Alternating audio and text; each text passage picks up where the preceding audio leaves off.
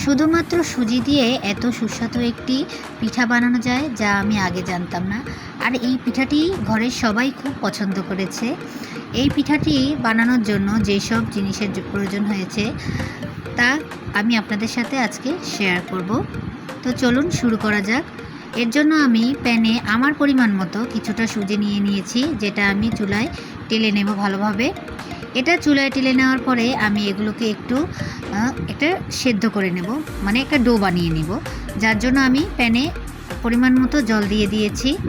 এরপরে এর মধ্যে সুজিগুলো ঢেলে দিয়ে আমি ভালোভাবে একটা ডো বানিয়ে নিচ্ছি। আর পরিমাণ মতো একটু লবণ দিয়ে দেব। এখন বলক চলে এসেছে এটার ভিতরে। জলটা শুকিয়ে গেলে আমি পুরোপুরি জলটা শুকানো পর্যন্তই আমি অপেক্ষা করব। তো এই তো আমার ডোটা তৈরি হয়ে গেছে। এখন আমি এগুলো দিয়ে পিঠার প্রসেসিংটা শুরু করব। তো এর মধ্যে আমি গুঁড়ো দুধ আর সামান্য ঘি দিয়ে দিয়েছি। এরপর আমি এটাকে ভালোভাবে মেখে নেব। এটা ভালোভাবে মাখা হয়ে গেলে আমি ছোট ছোট গোল্লা করে নেব, আর এগুলোকে আমি নিজের মতো শেপ দিয়ে দেব।